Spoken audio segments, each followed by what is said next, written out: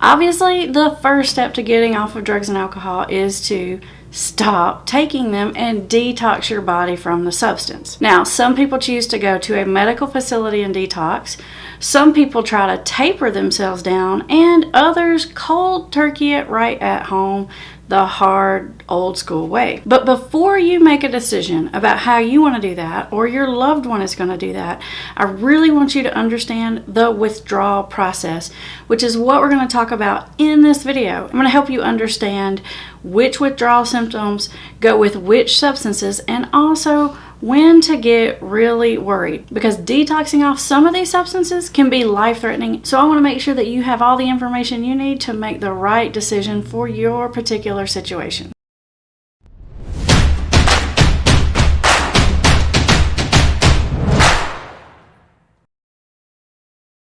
For those of you who are new here, welcome to Put the Shovel Down. I'm Amber Hollingsworth, and this channel is all about helping you understand the science and psychology so that you are always 5 steps ahead of addiction. And ultimately, so you can get your life and your family back on track. Because I know you're sick and tired of addiction running the show and calling all the shots. So the withdrawal from different substances is different. One main general idea for you to understand that might help you is basically the withdrawal from a substance is going to look like the opposite of what that substance does for the person. So if it helps you feel better and have energy, if you withdraw off of it, it's going to make you feel terrible, no energy, and depressed. But don't worry, we're going to get into all those specifics. So to start with, I'm going to tell you the withdrawal symptoms that are pretty standard across the board, regardless of the substance that you're coming off of. And then we'll go into some sort of nuanced differences between the substances, and we're going to identify when you have crossed the line into that dangerous zone so that you can seek the help that you need or your loved one needs if you find yourself in that situation. Now, these are the common symptoms you're going to see pretty much across the board. Craving for the substance. Obviously, that's in there.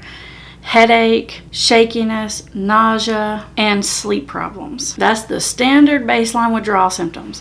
Now let's take a look at some that are specific to alcohol. When it comes to alcohol, believe it or not, it's one of the more dangerous substances to cold turkey just come off of with no help. So I want you to pay particular attention to what I'm about to tell you, because if you're seeing these symptoms, you are definitely in the danger zone and you need to seek help. When you come off alcohol, you can experience hallucinations. One of the most dangerous symptoms is you can experience a seizure. Blood pressure problems is a major risk. Confusion, fever, and heavy sweating. Have you ever heard of someone being in DTs, like on a movie or something, delirium tremors, and it's like they're shaking and they're just like a disaster? Those can be symptoms of hardcore alcohol withdrawal. I don't want you to ever take this lightly. Make sure that you get a medical evaluation if you're thinking of coming off of alcohol by yourself or helping a loved one to come off of alcohol. Now, near the end of the video, I'm going to give you some links to be able to download for free the medical clinical criteria for some of these substances. So you'll actually be able to see what the professional would be measuring as far as withdrawal. It's not that I want you to use this instead of seeing a medical professional, but it is more that I want you to understand what it looks like and have a general idea of what's in the safe zone and what's not in the safe zone. Now, before we move to the next category, I need to mention here that coming off of benzodiazepines has pretty much the same withdrawal symptoms as alcohol, and you need to follow similar precautions if you're trying to come off of benzos. These central nervous system depressants are the more dangerous substances to stop, so please, please, please use caution. Okay, so now let's move into the withdrawal symptoms specific to opiate withdrawal. When someone's withdrawing from opiates, you're going to see all those symptoms that we named earlier that are the general symptoms plus these. You're likely to experience a lot of restlessness and pain, muscle pain, particularly back and leg pain, but that pain can be anywhere. It's a general achiness that's all over. Runny nose, excessive yawning, fever, diarrhea, and goosebumps. Now, the withdrawal from stimulants also includes those general symptoms, but also you've got to think when someone comes off of stimulants, it's like they have this big crash, and so you can expect for that person to be really tired, almost And sometimes it seems like you can hardly even wake them up. Difficulty concentration, rapid heart rate, hunger or nausea, weakness, loss of coordination, and depression. Those are the symptoms you're going to see specific to stimulants. So that would be things like amphetamines, like ADHD medicine or cocaine or methamphetamines. Now, some of the more severe symptoms of stimulant withdrawal would be paranoia, psychosis, panic attacks, and in the most severe of situations, the person is at risk of stroke, cardiac arrest, bleeding in the brain, high blood pressure, and seizures. Like I said before, some of this stuff is really dangerous. So of course I want you to make informed decisions. Now, one last thing to mention about withdrawal from stimulants is that there's an increased risk that someone would hurt themselves or someone else.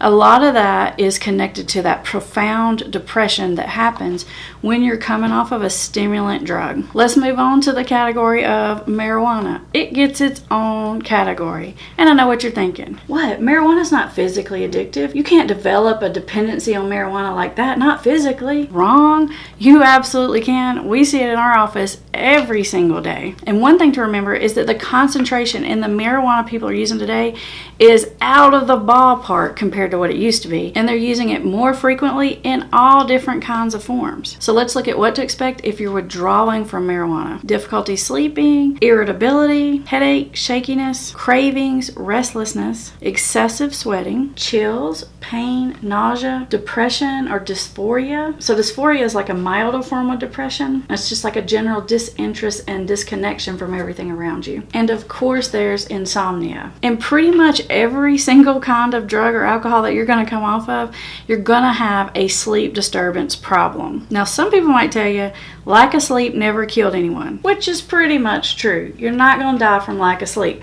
So you might as well expect that you're going to have some sleep problems for the next couple of weeks at least. So if that's manageable, then just hang tight and know that it won't be there forever. But if it is pretty severe, you really can't sleep and you're having major sleep problems, I want you to talk to your doctor about this. Not because I think lack of sleep is going to kill you, but more because the lack of sleep runs your willpower gas tank down to empty, which means if you're not sleeping, if you're not getting enough sleep, your ability to resist going back to the substance is really low. So some of the best things you can do for yourself is get good sleep and nutrition. Do that and you'll be less vulnerable to relapse. Now, in general, when we think about withdrawal and detox, most healthcare professionals would agree that alcohol and benzodiazepine is the most dangerous of all the substances of withdrawal.